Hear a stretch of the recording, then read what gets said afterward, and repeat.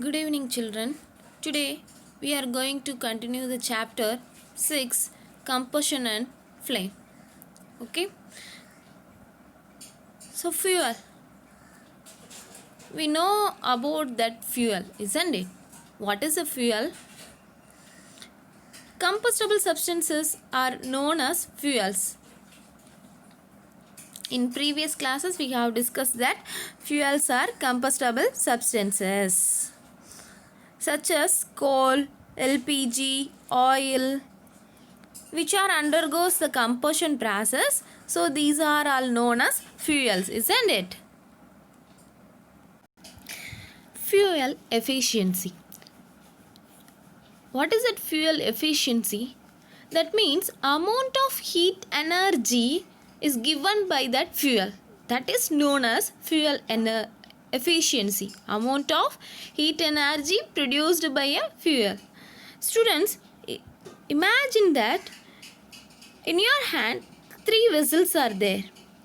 3 vessels has same amount of water.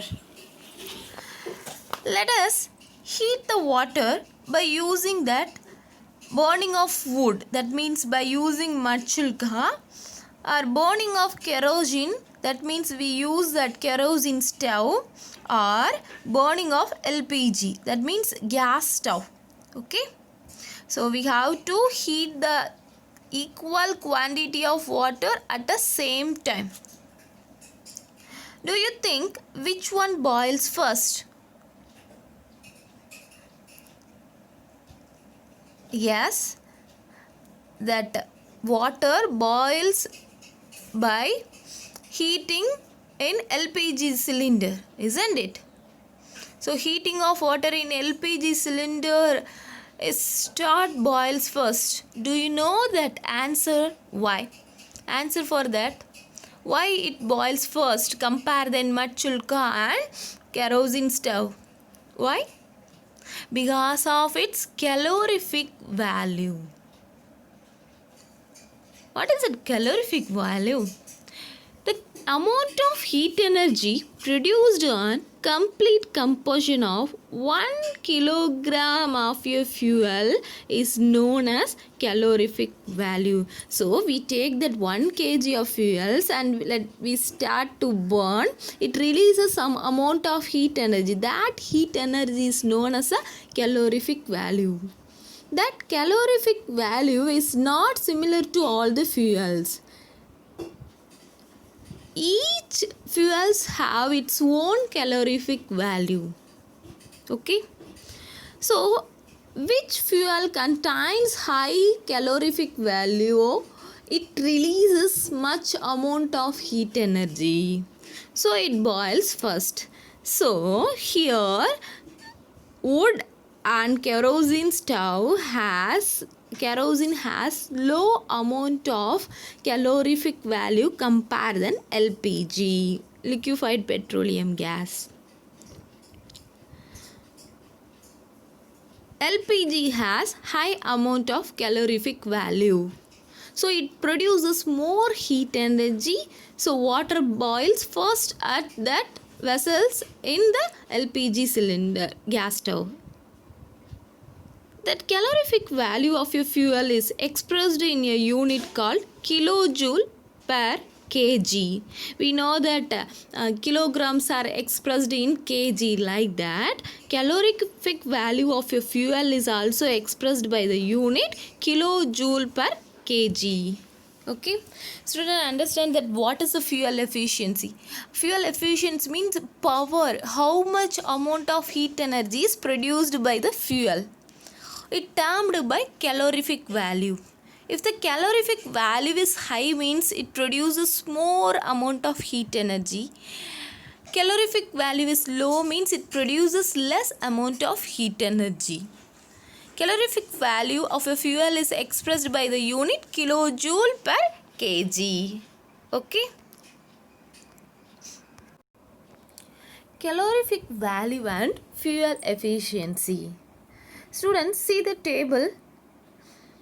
They are given some fuels and its calorific value here.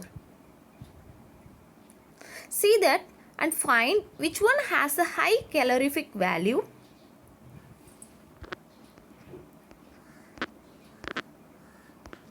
See that? Hydrogen. Hydrogen is a fuel. It contains 1,50,000 kilojoule per kg. That means it has high calorific value compared than remaining all the fuels. And next, see that the low calorific value fuels. Cow dung, yes, cow dung is a low fuel. It contains low calorific value. Okay, we know that fuel has high calorific value means efficiency is high. Efficiency means what? A power to produce the heat energy. Efficiency as less means the it contains less amount of calorific value. Here they are listed that increasing order of its calorific value. Cow dung is the least calorific value and the hydrogen is the high calorific value. Okay. Cow dung after wood, coal, petrol and kerosene are listed. These are all high calorific value compared than wood. Okay. So hydrogen has high calorific value.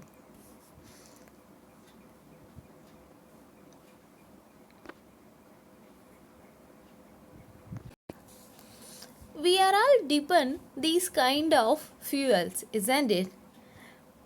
For petrol, kerosene, petrol, it is diesel. These are all used for our automobiles, and wood, LPG are used for that cooking purpose, isn't it? So our human society depends these kind of fuels in day-to-day life. The usage of fuel is also leads to some harmful problems or dangerous problems. What are they? We know that burning process is a chemical reaction. In this process it releases carbon dioxide, water and heat and light energy, isn't it? Sometimes the burning is incomplete. That means what? It releases what? If completion process is if the combustion process is incomplete, that means it releases carbon dioxide, water as well as carbon monoxide and carbon particle and sometimes sulfur and nitrogen oxides plus energy. Okay. So if the combustion is incomplete means it also releases some of the other products like carbon monoxide and sulfur and nitrogen oxide. These are all harmful to us. How it gives a harmful effect for us? Let us see the next slides. First we see the carbon and its harmful effect. Mainly carbon leads to pollution. We know that carbon is a black color particle in nature, dusty nature, isn't it? If we inhale these carbon particles means what happen? It deposits that walls of the lungs. So it leads to some respiratory problem, especially asthma. Okay, so it is dangerous to our human health. If these particles are settled down on the ground or it present in the wind, it also leads to pollution. If deposited on the ground means it leads to that land pollution. It is surrounded in that air means it also leads that air pollution. If it deposited on the ground means it leads to that reducing that agriculture productivity. The crop production is also very less, so it affects the agricultural productivity also, and it also leads to that change in the climate. It increases global warming effect. So these are all the harmful effect of carbon particle. These carbon particles are released by incomplete combustion, so it is a dangerous one. And next we see about that carbon monoxide. We know that carbon monoxide is a gaseous substance. It is colorless, odorless means smellless, okay, gas. We cannot able to see these gas.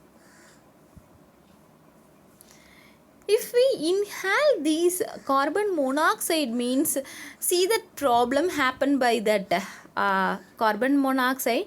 First, headache, nausea, that means the vomiting sensation, dizziness, that means some head pain like that, and breathlessness, cannot able to breathe, collapse, cannot able to do some work, and it leads to that loss of consciousness. It leads to that I already told in previous class, carbon monoxide is a dangerous one.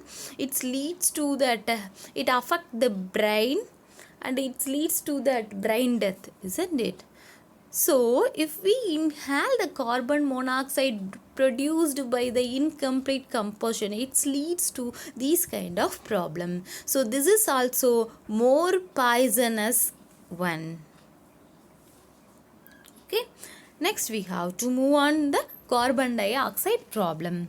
We know that carbon dioxide is responsible for greenhouse gases, and it leads to global warming. What is the global warming?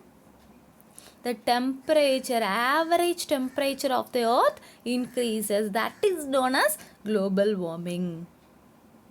Okay. Do you know what are the problems arised due to that global warming? If the temperature of the earth is increases, means what? That glaciers, ices are melts. So sea level is also increases. It leads to some problems.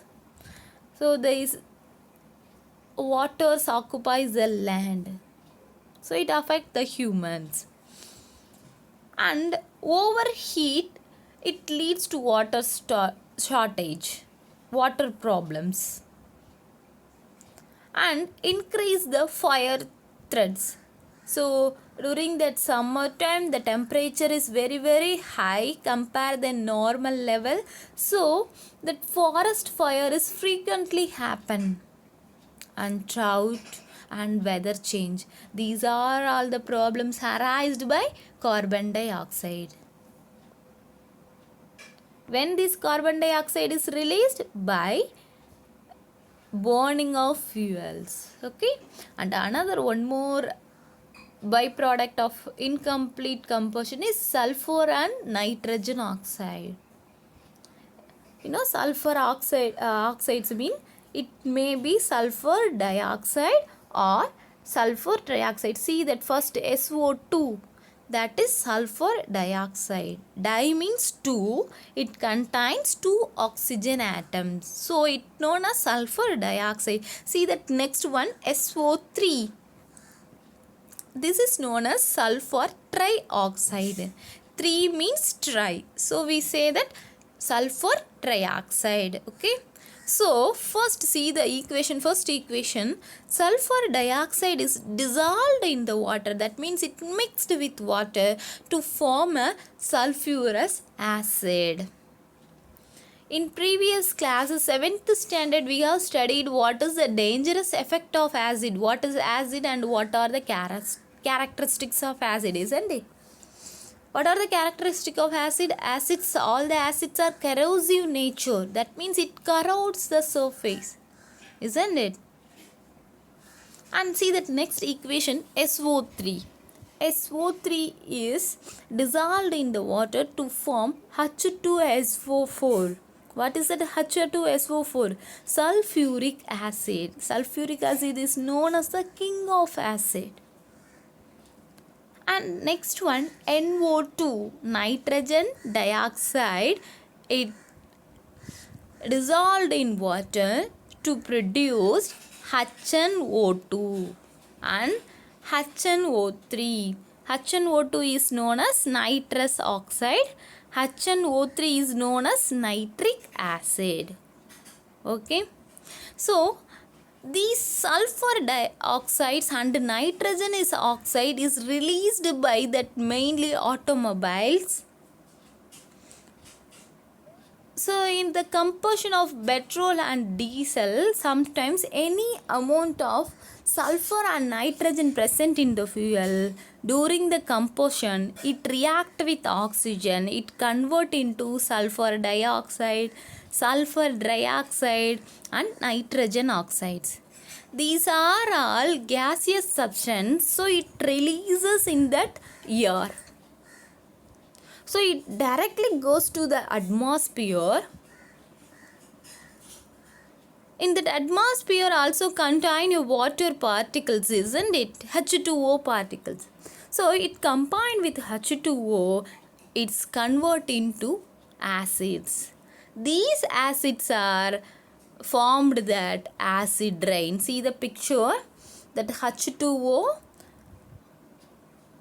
it takes from that water present in the earth and it combined with nitrogen dioxide and nitrogen dioxide releases by that fuels, and it finally fall down in the earth as a acid rain. We know that acid rains are very, very dangerous. It leads to land pollution. If acid is fall on the ground, means what happen?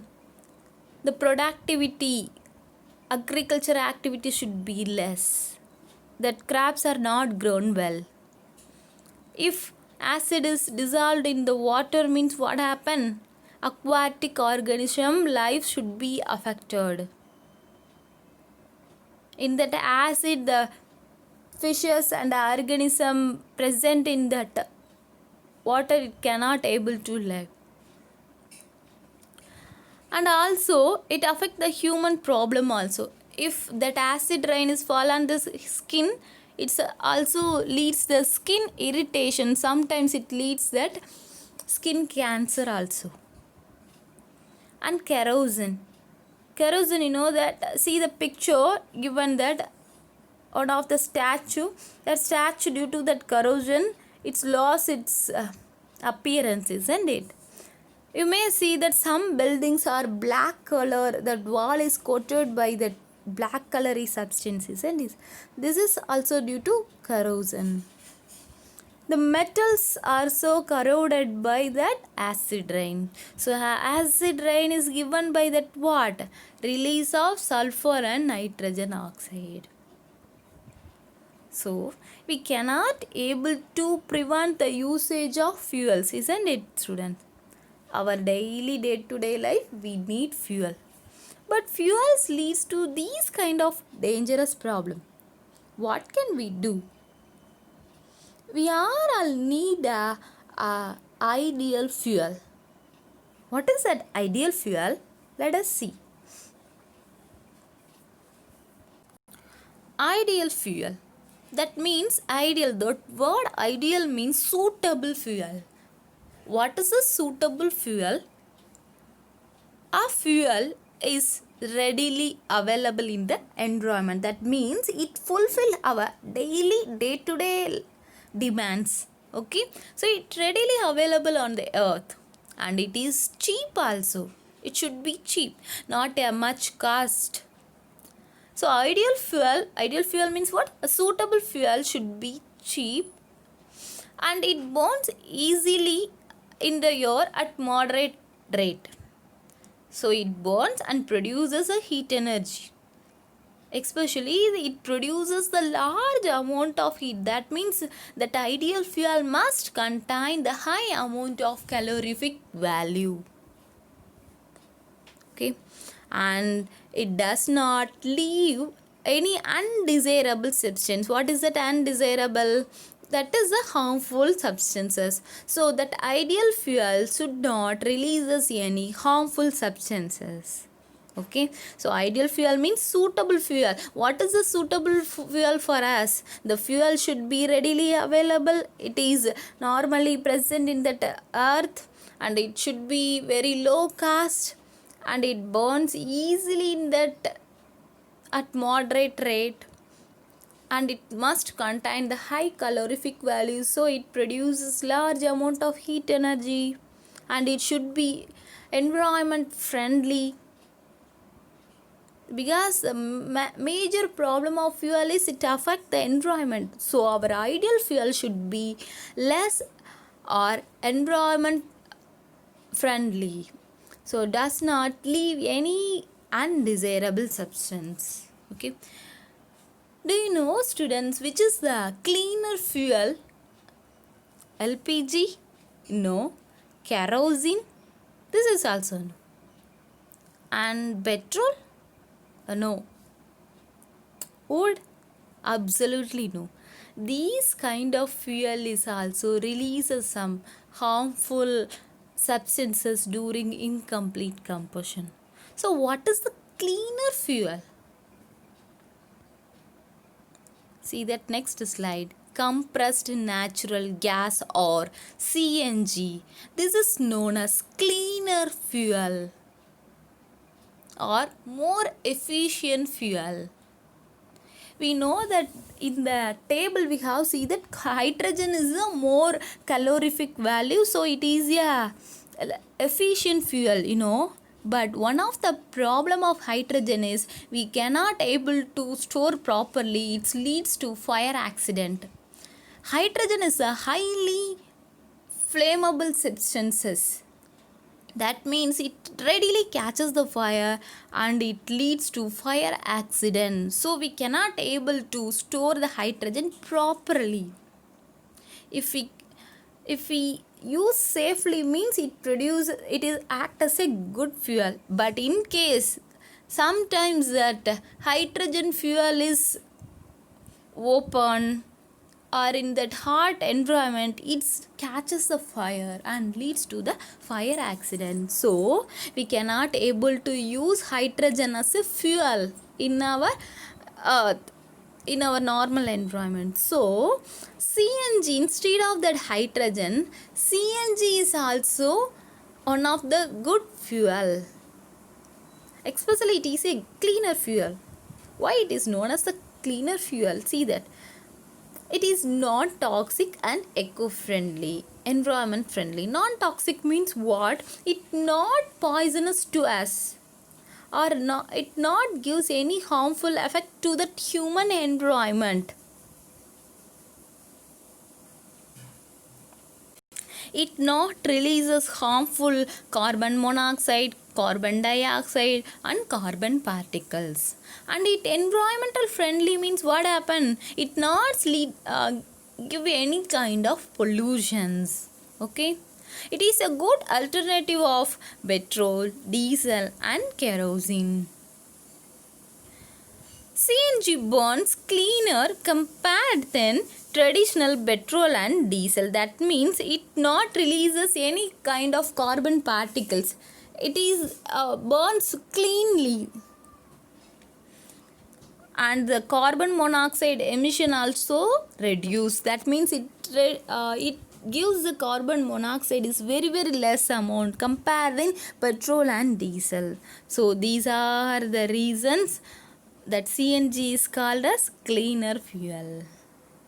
It is also readily available and it is more environmental friendly. It not affect human health also. So it is a good alternative of petrol and diesel and wood also. Okay. Thank you, students.